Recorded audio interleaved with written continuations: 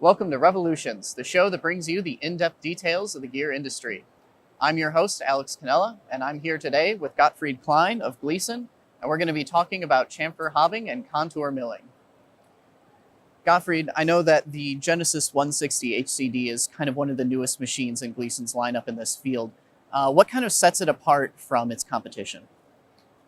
Yeah, the Gleason 160 HCD is a machine which is based on our very successful Genesis hobbing machine platform, where we have sold hundreds of machines so far. And that's our newest evolution.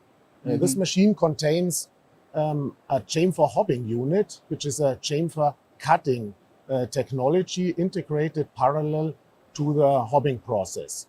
And you know, the machine or the Genesis machines in general, they are hobbing machines. They can have a chamfer rolling unit on in a sequential process after hobbing. But we have seen in the past quite some requests for chamfer cutting technologies. And this is why Gleason decided to develop a new chamfer cutting technology called Chamfer Hobbing. Okay. And we integrated this into the Genesis machine.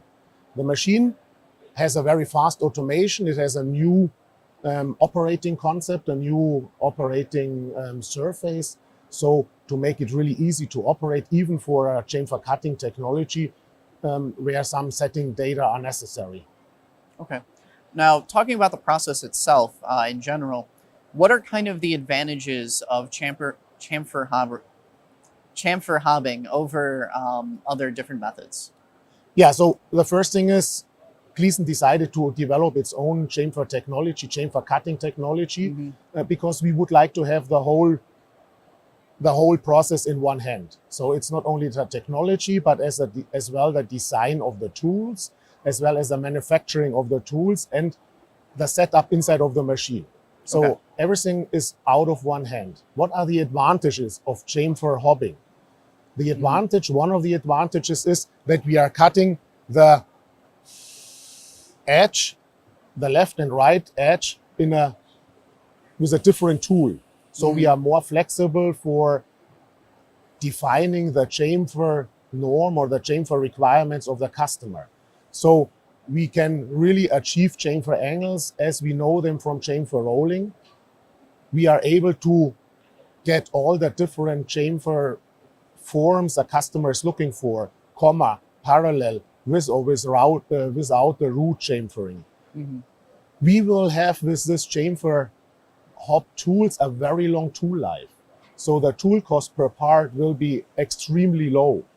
We are able to shift the chamfer hob even to increase the tool life and decrease the cost of it. So these are all advantages of this technology. Additionally, the tool can be reground by the customer itself. It's a hob. It's simply a hob for chamfering. So if a customer today is regrinding his gear hobs, he can do this with a chamfer hob easily by himself as well. Okay. And similarly, talking about contour milling, what are kind of the advantages of that process? Yeah, when chamfer hobbing is the technology for fast production, high volume production, short cycle times, then, and I have to say with a designated tool per workpiece, chamfer contour milling is a flexible process. Chamfer contour milling is a programmable machine movement where the tool is cutting the chamfer along this programmable path. So we are able, with the machine control, to program the chamfer angle, the chamfer size, just by machine movements. And we have one single tool, and this tool covers a large variety of different parts. Doesn't matter whether the module or number of teeth or pressure angle is different. So, of course, the cycle time is a little bit longer, but that's why we are focusing with the chamfer contour milling process with a fly cutter tool, a carbide insert tool, to job shop application, truck size part applications, even final drive ring gears, where the hobbing time is anyway longer. And on the 400 HCD, we do a parallel chamfering and hobbing. And this technology really gets a high flexibility into the chamfer process. So one tool for many different parts. That's perfect for a chopper because the tool investment is incredibly low. even if you have a large variety of different parts. Mm-hmm. Okay, well, I think that pretty much covers my next question about when you would want to use each method. Are there any other kind of examples about when you might want to use chamfer hobbing and when you might want to use contour milling instead? Yeah, so chamfer hobbing, this new technology is set up parallel to hobbing on our new 160 HD Genesis machine. Mm-hmm. This is certainly focusing on automotive applications, on high volume applications, on short cycle times. Mm-hmm. We are able with this technology as well to cut gears with some specific features like beveloid gears, or we can cut in one set up 2 gears on a shaft because we can use up to 4 chamfer hobs on the station. So there is a flexibility regarding different workpieces given. Mm-hmm. But it's still the high volume solution, while chamfer contour milling is really the high flexible solution. Even as well with low tool cost, but it gives you really a high flexibility. So that's perfect for jobbers. Mm-hmm. The cycle time is not so short as with chamfer hobbing, but as I said, that doesn't matter so much. Okay. So when Gleason is trying to design a chamfer hobbing or contour milling machine, what are some of the inherent challenges or kind of special considerations that you have to think about when you're designing those? Yeah, you know that Gleason is active or has been active for a long time with chamfer rolling technology. Mm-hmm. And here you can set up or you can build a machine which is pretty simple.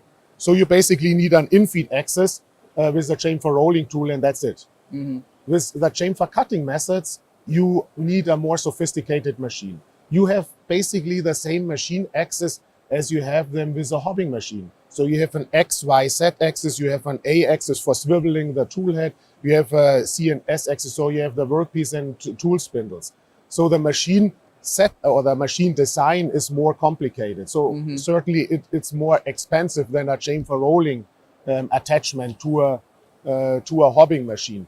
And you have many more setup data which you have to type into the machine control or which you have to handle. Mm-hmm. The good thing is with this Gleason design of the chamfer hobbing or chamfer contour milling design is with the tool which we are manufacturing on the chamfer hobbing topic, we are manufacturing it by itself. So we have the whole technology in our hand. We have the setting data ready.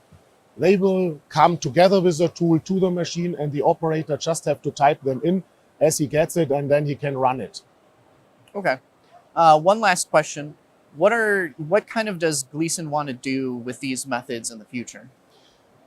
Yeah, of course, the chamfer hobbing technology is very new. We show it here at the very first time to the public, and next week at the AMB, we will have the 160 HCD in Stuttgart live on our booth.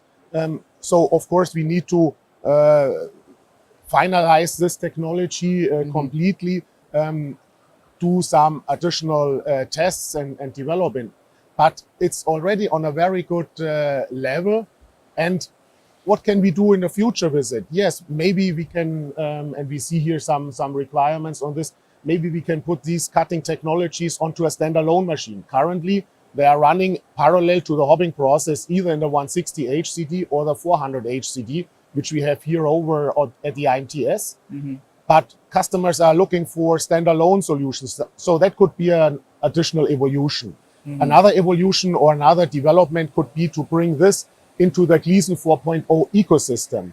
So I mentioned that it's that you need a certain number of setup data. So this can be typed in easily by an operator, but it's maybe even easier if you have a RFID chip on the tool, mm-hmm. and within the G-Tools tool management environment, you just read the RFID chip and then all data are already in the machine. So this could be one thing, G-Tools, tool management thing, or a closed loop development could work as well, where you measure on our GMS machines the chamfer and then you transfer the data over into the machine and the machine will give you proposals for the right correction mm-hmm. to get the chamfer into the defined requirement. Okay. Well, thank you so much for all your time Alex, today. Thank you. It was a pleasure for me. And if you want to catch this or other episodes of Revolutions, you can find them on geartechnology.com/TV.